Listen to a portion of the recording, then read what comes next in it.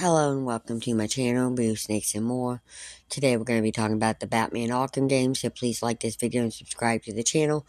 And for more videos like this, watch my other house channel, A&A Snakes and Stuff, my youngest son's channel, Henny's Toys and Games, or my oldest son's channel, Little Chris 10. Now let's dive into the video. The Batman Arkham games are considered some of the best comic book adaptations around. And before Rocksteady had taken on the mantle of adapting the Dark Knight's Adventures licensed games were by and large a mixed bag with too many disappointing tie-ins that didn't do the original justice.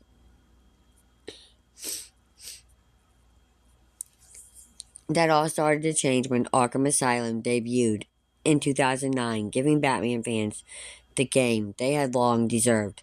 Since its release, the Arkhamverse, as fans call it created, has spewed numerous sequels, spin-offs, and even its own comics and an animated movie. If you're not sure where to start, we'll talk you through how to play the Batman Arkham games in order, looking at both chronological and release date order. How to play the Batman Arkham games in order. There are two main ways you can play the Batman Arkham series. If you have time to spare and want to play every game in the franchise, you can either go through the games chronologically or in the order of release date. Chronological. If you want to play the series chronologically, you would start with the prequel game, Arkham Origins, and work your way through the timeline to Rocksteady's latest effort, Suicide Squad Kill the Justice League. Doing this, however, could end up spoiling other Arkham games, which were released earlier, but are chronologically later.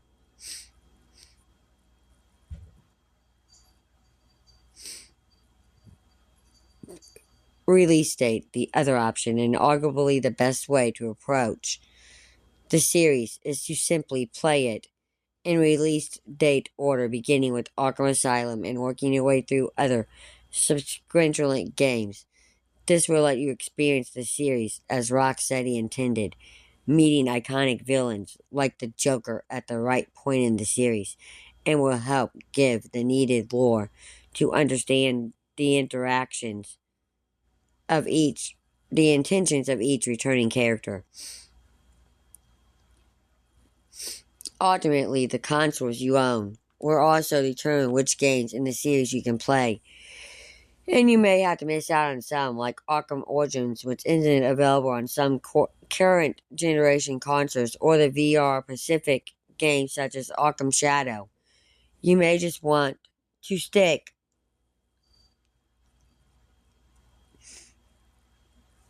with the main trilogy of Arkham Asylum, Arkham City, and Arkham Knight, as those games can easily be played on modern formats. But if you're pressed for time and can't commit to multiple games, just start with whichever one appeals to you the most, as they can still be enjoyed as a standalone experience. Batman Arkham chronological order. The Batman Arkham series has 11 games in total.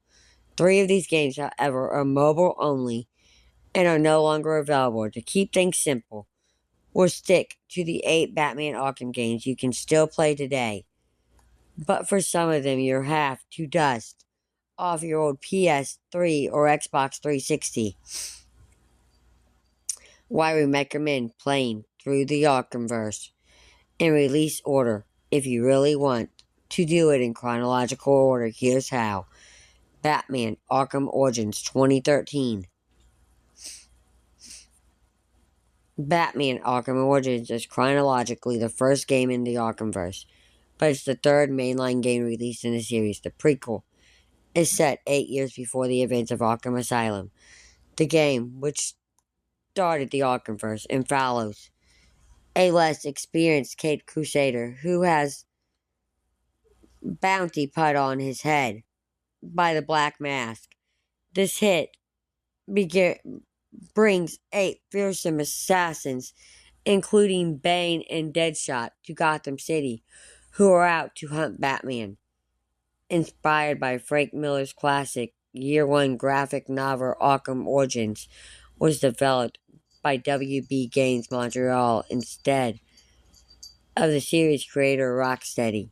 It still features all of the hallmarks of the Arkham series, including free-flowing combat and stealth sections, but there is more of a focus on the Dark Knight's detective skills, with Batman getting the ability to scan crime scenes to virtually recreate how it played out. That is done via the first-person detective vision mode, with players able to fast forward and rewind the virtual recreation of the crime, look at it from different angles and in slow motion as they search for clues. In our Batman Arkham Origins review, we said WB Montreal had delivered a game that recaptures a lot of what Arkham Asylum and Arkham City so playable. If you want to play Arkham Origins today, the easiest way is to play it on PC. For PlayStation fans, you have to dust off your PS3 if you have one, as Arkham Origins hasn't had a re-release on more modern consoles.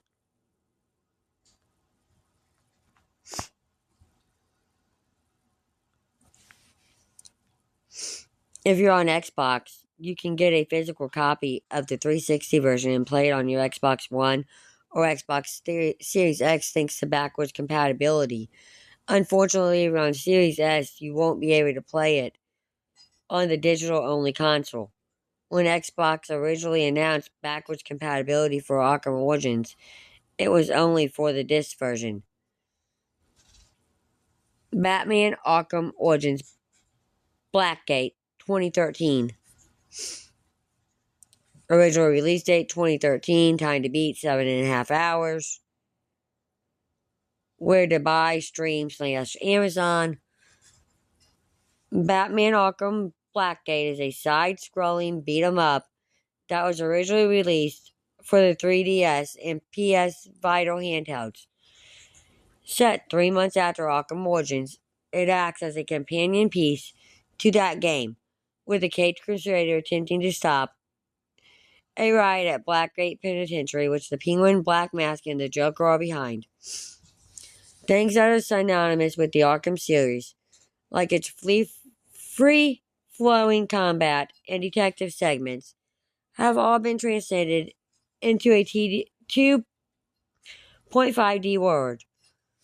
While cutscenes now look like hand-drawn comics, the game first came out on handhelds, but an enhanced version was later released digitally for consoles like Arkham Origins if you want to play Blackgate. Now, the easiest way is to get it for PC, otherwise you'll have to dust off one of your old retro handhelds to play it. Batman Arkham Shadow 2024. Original release date 2024. Time to beat 10.5 hours. Where to buy, Meta / Amazon. Batman Arkham Shadow is the most recent game released for the Arkhamverse and the second VR game released in the series. Released exclusively for the Meta Quest headset. It's set 3 months after the events of Arkham Origins Blackgate. Players take control of a less experienced Batman who has to stop a villain called the Rat King from destroying Gotham City. Unlike Arkham VR, Arkham Shadow features a virtual reality version of the melee combat the Arkhamverse is known for. Players can attack, stun, and counter enemies in fistfights and use stealth takedowns to silently down foes. Batman also has an array of gadgets and weapons at his disposal, like batarangs and smoke bombs, and is able to use detective vision to analyze enemy portals and better prepare for fights.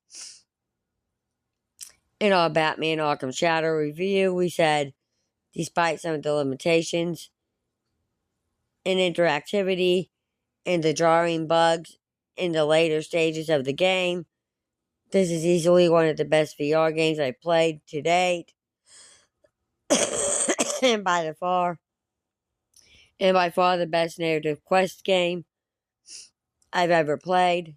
The fact that it looks so good and mostly runs so well on this portable headset without needing a powerful PC attached is no mean feat, and I applaud Kamafuji for what it's been able to achieve here. It's a glimpse at a wonderful future ahead of us VR enthusiasts, and the fact it's being bundled with the Quest 3 and 3S makes this a fantastic introduction to what this headset is capable of.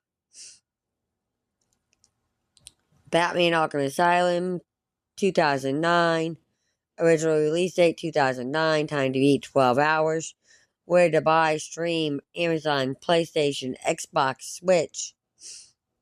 Batman Arkham Asylum is the game that kickstarted Rocksteady's beloved franchise and laid the groundwork for the entire series. The Joker has taken control of Arkham Asylum and laid a trap for Batman, which has left him there alone to save the kidnapped Commissioner Gordon and stop the Joker's latest scheme. Batman will have to fight through the inmates of Arkham, including iconic villains Bane and Poison Ivy, and find a way to escape. The third-person action adventure mixes melee combat with stealth and detective sections to craft the perfect formula that taps into what it's like to be the Dark Knight.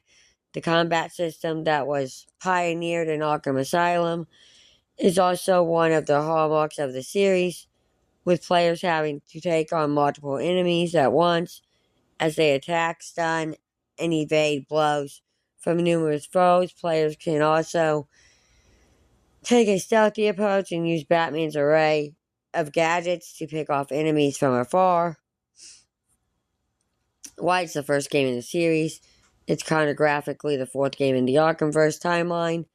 It's also the beginning of the main Arkham trilogy that includes Arkham Asylum, Arkham City, and Arkham Knight. This trilogy can easily be played on modern consoles thanks to the Batman Arkham collection. In our Batman Arkham Asylum review from the game's launch, we said, really does a game do a character justice in such a satisfying way? Arkham Asylum finds room for every major aspect of Batman's enduring appeal, and it does so in a game compelling enough to work even without its mass star.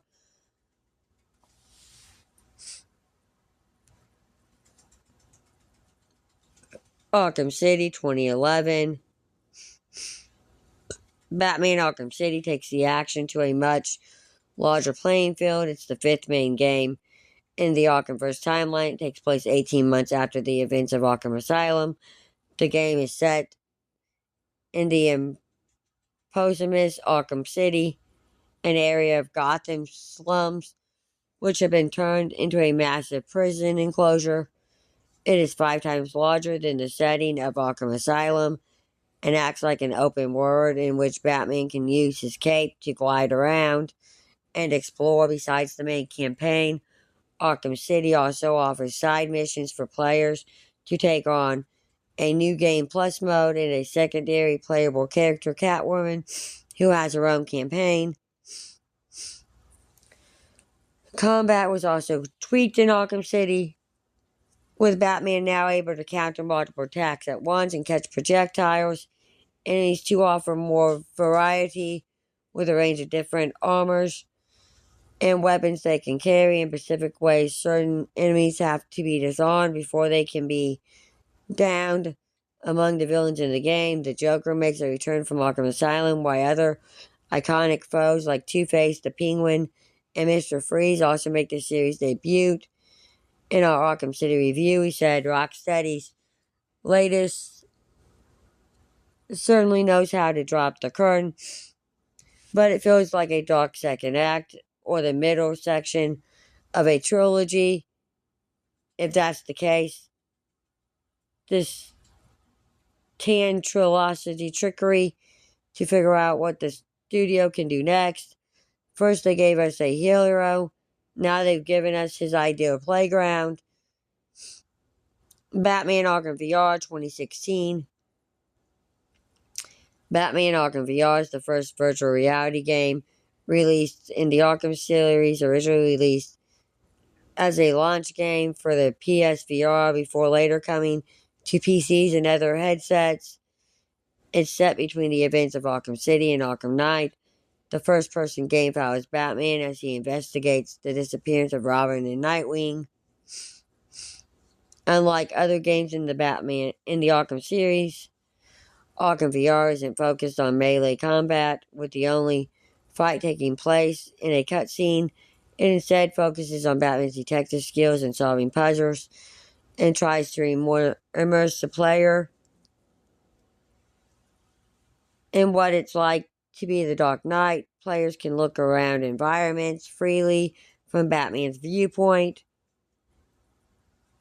reach for interactable objects, and unhook and use gadgets from his utility belt. These gadgets are the Batarang, a grappling hook, a forensic scanner that can be used to examine evidence and virtually recreate crime scenes.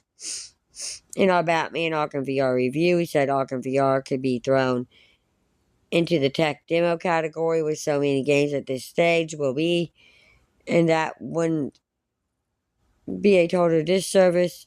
It is more of an experience than anything else. At the same time, however, it's a failing to understand or appreciate what this is, a super by crafted concept that satisfies an itch many people have been craving for years. Batman Arkham Knight 2015.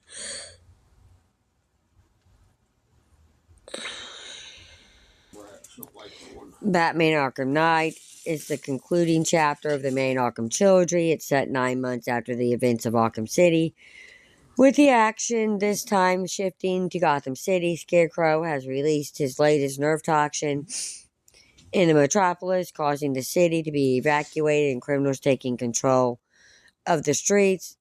If that wasn't enough, Scarecrow and the Arkham Knight, a new villain created by Rocksteady, are plotting to unite all of Gotham's super criminals to once and for all destroy Batman.